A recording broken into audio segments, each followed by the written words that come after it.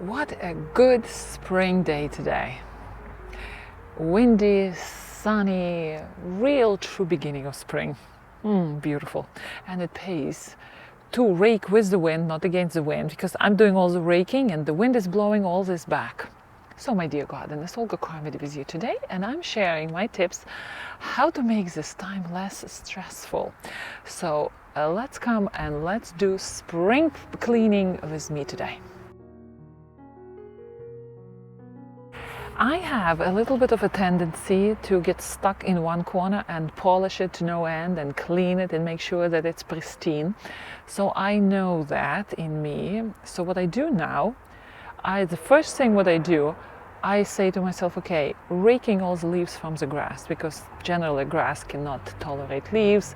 The grass will die underneath, and we usually don't leave leaves on the grass through the winter because that's the death of the grass, right? But now, to make it at least okay looking in the garden, I go ahead and I rake it all. And usually bigger gardens don't suffer from it because there's so much to do. So gardeners are doing it in big jobs here and there. This is a disease of get stuck in one corner of people with smaller gardens.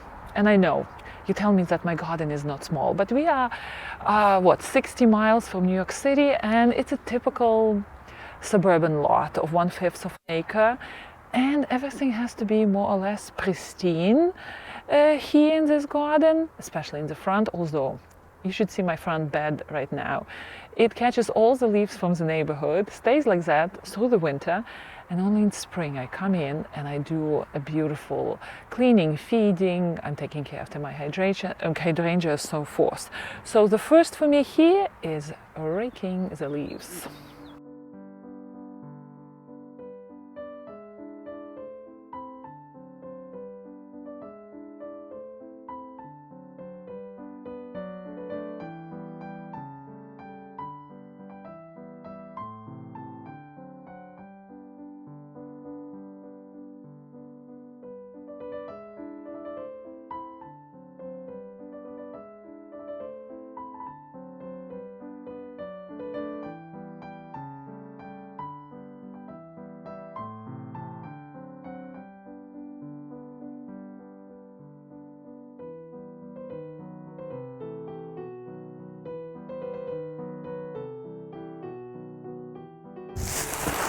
All right, and all this goodness is going to go back into the compost bags I have, because all this is garden gold.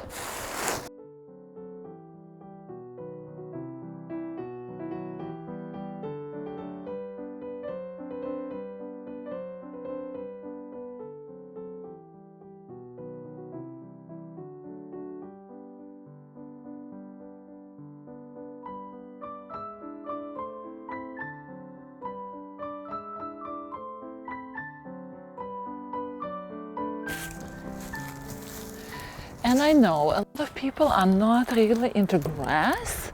I can understand the motives. So the beautiful thing about ground covers, for example here Winka, which is not doing really a lot right now here. It's very low, but through the spring it's going to raise up to probably 6 inches and will cover all the mess. So if you don't want to take care of the grass or rake, look into ground covers which hide the old leaves, so they get over the old leaves, which is great because all that is rotting away, feeding the soil, right? So I have Winka, and my neighbor here over this fence has a whole garden covered with Pachysandra. That's also a great ground cover. If you don't want to really take care of the garden in spring, you don't have strength, put the ground cover, it hides all the debris, it gets going on top of it all, and you don't need to rake. Well, my kids love to play in the garden, we love to entertain, so I do keep the grass.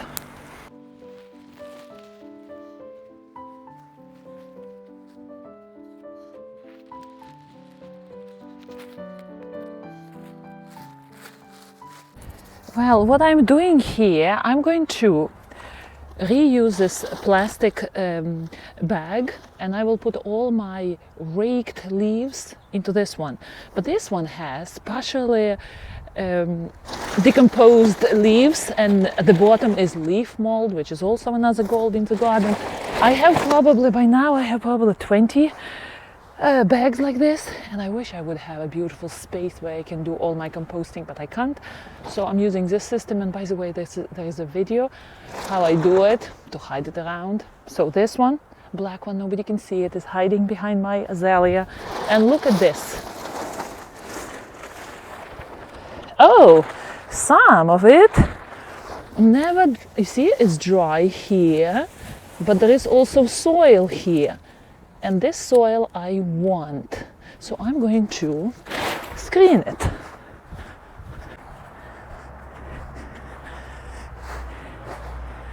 Very, very good. Okay, so this is going to be screened, and meanwhile, I can use my bag, which has plenty of holes now, still reusable, for my all the fresh leaves, which will probably turn into this in a year, by next spring.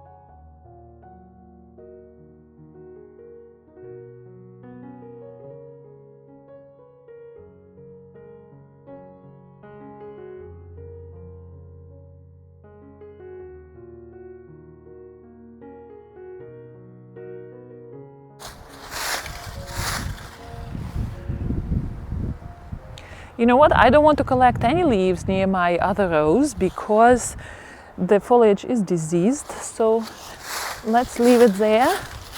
That foliage will go into garbage.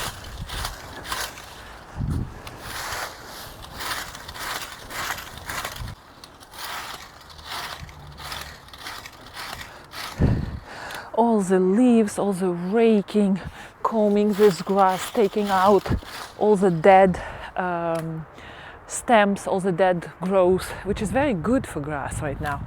And it looks so good in the garden. I love this spring raking because everything gets so pretty. And grass suddenly so much greener, you know, because no leaves on top of it, all that gray matter. All my neighbors, the contractors came in, the landscapers, blew all the leaves out, collected them in the bags and left. And all that soil is left with no renewal of resources. Whatever is being falling down on the ground is being taken out, and it's happening year after year. And then the same landscape people come, this wind, and they start fertilizing and putting ground cover and mulching and doing all sorts of stuff. Well, just for the record, I am the only sole carer of my garden. I do everything myself. Maybe you know already that.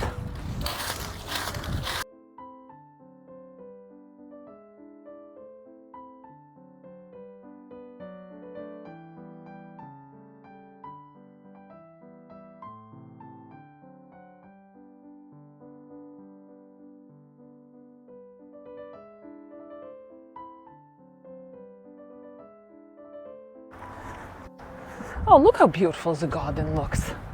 Right away, there is a difference, right? And this bag I'm going to put back behind my azalea We'll fill it up more because the first rain will bring everything down here in this bag. Leave it open, make sure it's all open, exposed to the elements. And there is another bag behind there, so I will get that one bag out, put this one in, and we'll do the screening here.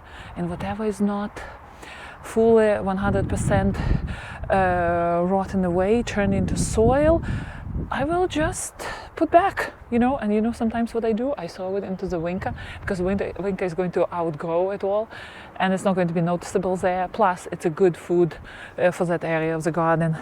So yeah, so that's what we will do.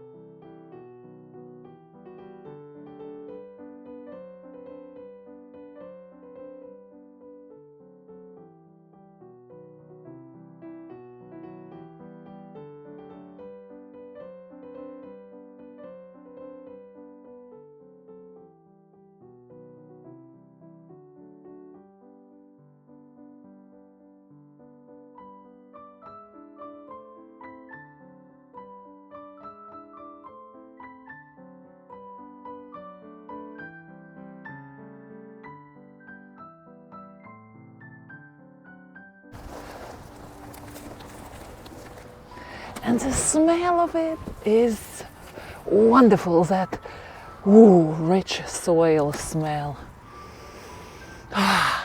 That's like the forest smells in the middle of, in the morning when there was a rain at night, and it has that beautiful presence of wetness. Love it. And I see bugs woke up already. I see some flies flying. It means that all the good solitary bees and other insects which are overwintering in the garden right now, they are leaving their nests. So when the temperature is consistently 50 and over for several days, it means that bugs are waking up. And it is safe to start cleaning up all the shrubbery, all the twigs and leaves and perennials. And this system, it's not really the best system for bigger scale operation, but for me it does work, since I'm not doing it regularly. I do it once or twice a year, and this little humble contraption which I made for myself looks like it works.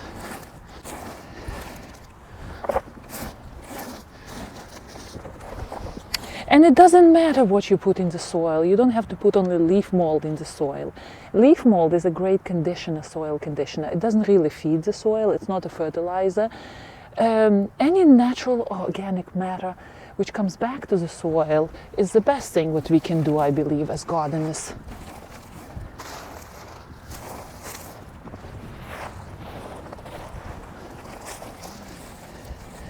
What is this? This is a bulb. What bulb is this? This is a question. Let it be. I don't know what it is.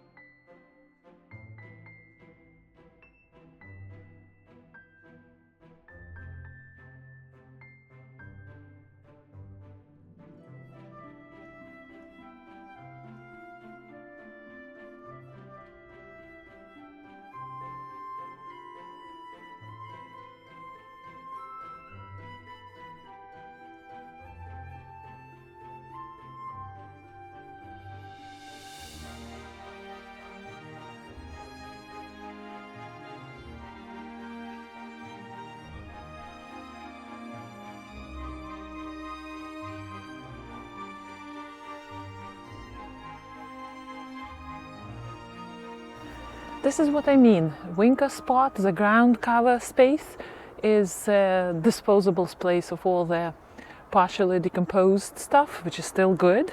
My boxwoods are going to love it, all that goodness. And this, which is not 100% soil, I'm going to put it back into the bag.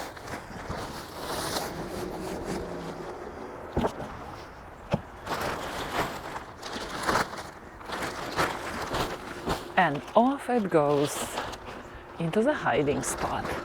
I probably will water it today once I put it out there, because we are not going to have rain for several days, so let the process begin.